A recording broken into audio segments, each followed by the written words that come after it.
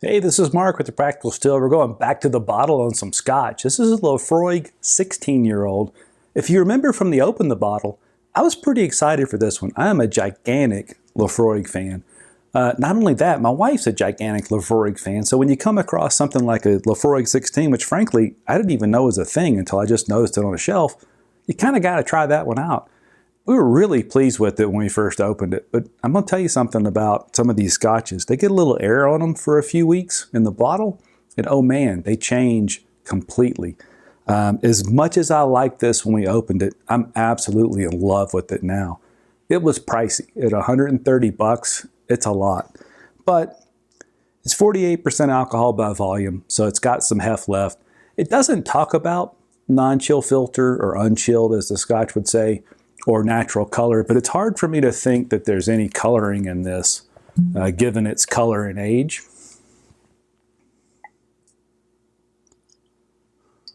I mean, it's just the lightest straw color. And it's 16 years, you can't imagine if they were going to color something, they would have put more color than that. So I'm going with not colored, natural color.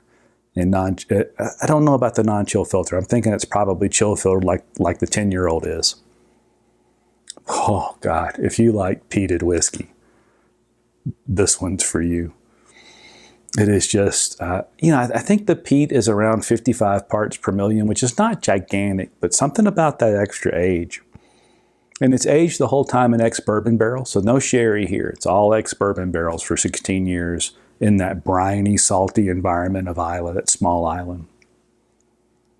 God, it's just massive peat. But then the whiskey's there. It's not as if all you can smell is the peat. There's lemon. Oh gosh, just delicious.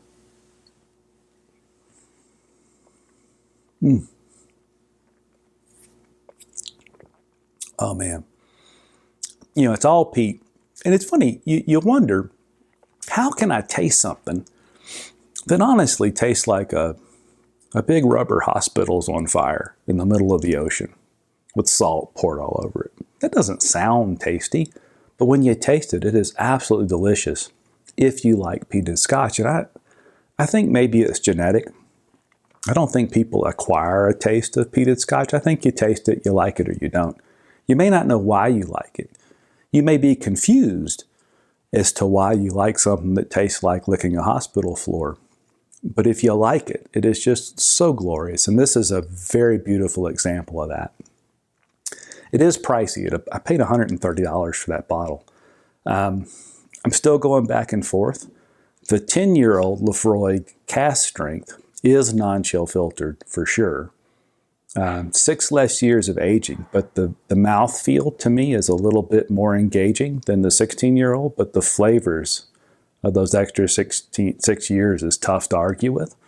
I'm still going back and forth. Now, given a choice, even with the tariffs in place, I can buy the 10-year-old cask strength for around 100, 110. So it's a little bit less than the 16-year-old. Now, before tariffs, I bought the last bottle of the 10-year-old cask strength at about 70 bucks.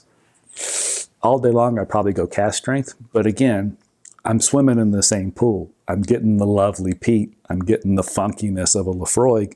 I'm getting that briny side of the sea kind of feeling. And I'm getting a few more percentages of alcohol. I'm getting that lovely mouthfeel of a non-chill filtered whiskey. Hard to say. Anyway, if 130 bucks doesn't scare you and you like peated whiskey, you won't regret that one. I'll have a hard time passing that one up, especially since both me and my wife really like this whiskey. Love to know what you think. Are you a peated whiskey fan? Did you start off in America and head over to Scotland, or did you start the other way around? Either way, if you like peated scotch, this one's got to be on your list. Let me know what you think. Cheers.